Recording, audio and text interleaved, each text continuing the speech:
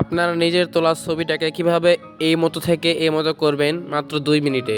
আসসালামু আলাইকুম, আশা করি সবাই ভালো আছেন। চলে আসলাম নতুন আরেকটি ভিডিও নিয়ে আপনাদের মাঝে। বরাবরের মতো আমি আছি Masum Billah from Masum tech 46 YouTube channel. তো আজকে বিষয়টি খুব ইন্টারেস্টিং হতে যাচ্ছে, সেজন্য ভিডিওটি না কেটে সম্পূর্ণ দেখার অনুরোধ রইল।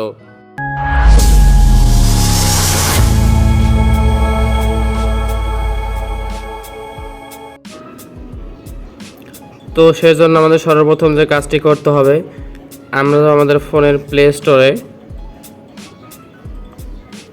আমরা এখানে লিখে সার্চ করব ফটো ল্যাব।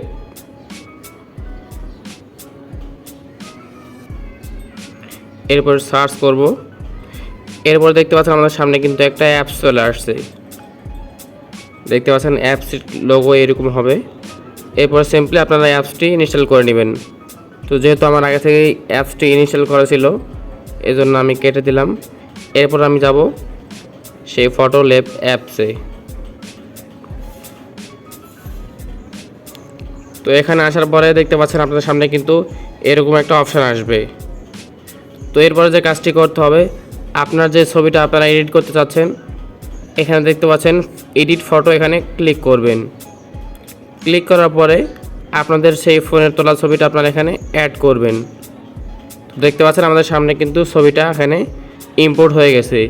এরপরে যে কাজটি করতে হবে, এডিট করার জন্য আপনারা দেখতে পাচ্ছেন ওয়াল সেন্সেস, জাস্ট আপনারা এখানে ক্লিক করবেন।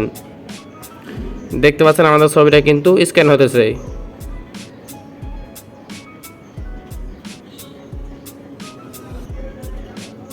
সরি, ডাটা চালু ছিল না আমার।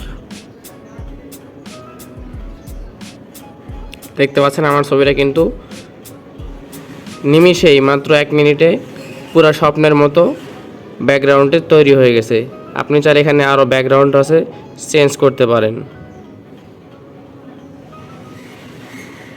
দেখতে পাচ্ছেন মাত্র 1 ক্লিকে আপনার ছবিটা সাধারণ থেকে অসাধারণ হয়ে যাচ্ছে মাত্র 1 মিনিটে।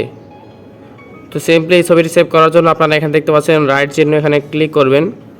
এরপরে সেভ অপশনে ক্লিক করবেন। এরপর দেখতে পাচ্ছেন নিচে সেভ, জাস্ট আপনারা এখানে ক্লিক করলেই আমাদের ছবিটা কিন্তু আমাদের গ্যালারিতে সেভ হয়ে গেছে। তো সিম্পলি আমি দেখাই একটু গ্যালারিতে যেয়ে।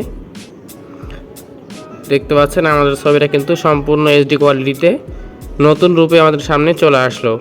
তো এই ছিল আজকের ভিডিও। যদি ভালো লাগে অবশ্যই চ্যানেলটি সাবস্ক্রাইব করবেন, এবং সাবস্ক্রাইব করে থাকলে থ্যাংক ইউ সো মাচ। এবং পরবর্তী ভিডিওর জন্য আমার চ্যানেলের বেল আইকনটি বাজিয়ে দিবেন। আল্লাহ হাফেজ।